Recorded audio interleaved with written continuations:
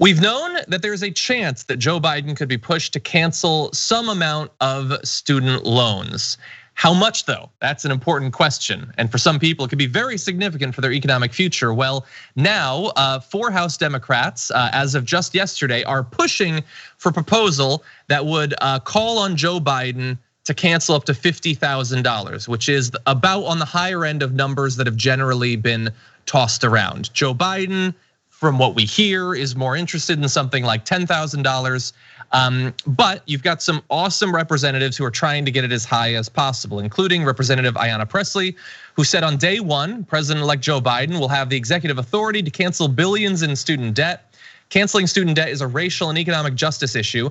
As we fight for real economic relief for workers and families, canceling student debt will provide direct relief to millions, help reduce the racial wealth gap, stimulate our economy, and begin to deliver a just recovery. And so we've got that on the House side. Now there was a similar proposal in the Senate earlier, and so we've never before gone, I think, from a statement from Ayanna Pressley to Chuck Schumer, but buckle up, we're about to do that. Where they're agreeing. So here is Chuck Schumer, who said this is big. Not the fact that they're agreeing, but he says this is big. I'm so proud this resolution is being introduced in the House. I'm standing with Senator Warren and these House members with a plan to cancel student debt because President-elect Joe Biden can do it on day one. And look, this is not the first that Chuck Schumer has said, even since the election, that it should be about $50,000. He's apparently been pushing for that. Look at Chuck Schumer. On the right side of an issue, guys. That's something. Weird. It's 2020. It's been a pretty wild year. But and I don't want to sound like ungrateful.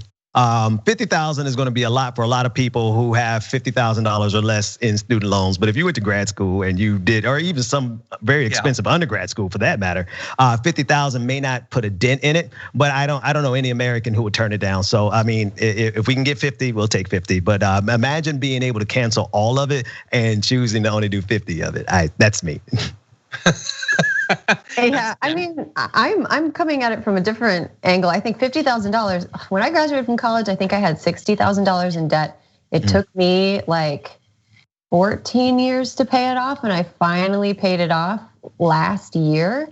And seeing this news item and knowing that it's possible that other people wouldn't have to go through what I went through makes me feel so good. And the thing that's the weirdest to me about this story is the strange backlash on conservative sides where it's like, I paid my student loans, therefore everyone else should also have to pay their student loans. It makes about as much sense as like, I got polio, therefore no one should have the vaccine. It makes like, but I do anticipate that if this happens, and it absolutely should, I think that at the very least, the Biden administration should cancel $50,000 in student loans. It will completely transform people's financial futures. It'll allow people who feel like they're not financially equipped to have families to start considering maybe having kids. I know tons of millennials who didn't have kids or had fewer kids because they just can't afford them. It'll totally change people's financial future, and that's something that we should be excited about. But what I'm not excited about is the backlash of people saying like, well, I did it, so why do you get to benefit from this new rule? And ironically, those people are the same people who like don't want to wear masks and then want to benefit from the fact that everybody else wore masks. But that's a whole nother rant for a whole nother day. Yeah, to me, it's not so much that people make that argument, but that they make it in public. Like I think the proper venue for I paid it off, they should have to pay it off should be like a group of guys who are drinking, and the response should be, shut up, Frank. Like that should be the only conversation, and then that's it. You don't hear any more about it. Because sure, people are selfish all the time. We're Americans, we're the worst people. But you shouldn't be like saying it in public and getting retweeted because of this. Like you could apply that philosophy to almost anything, and I guess the Republican Party does. But that's not the world I want to live in. Nothing can be better than it was for me. Isn't that the exact opposite of what life is supposed to be like? Hashtag shut up, Frank. I mean, anytime somebody makes that argument, reply with shut up, Frank. Shut up, Frank. Exactly. He's usually named Frank, and he is a real jerk. He went to Thanksgiving this year, even though everyone else stayed home. Frank is awful. Yeah, Frank doesn't wear a mask. Frank doesn't wear a mask. No, definitely not. No, Frank calls them face diapers.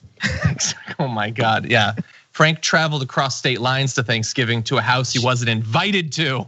Like, we're socially distancing, Frank, shut up and get out. But anyway, yeah, like I had, full transparency. So I went to college and I went to grad school, but I was lucky that I went to grad school in Texas, which generally provides opportunities for work. Like I worked during grad school, so I was able to keep, but I still had, $36,000 in student loan debt or something like that.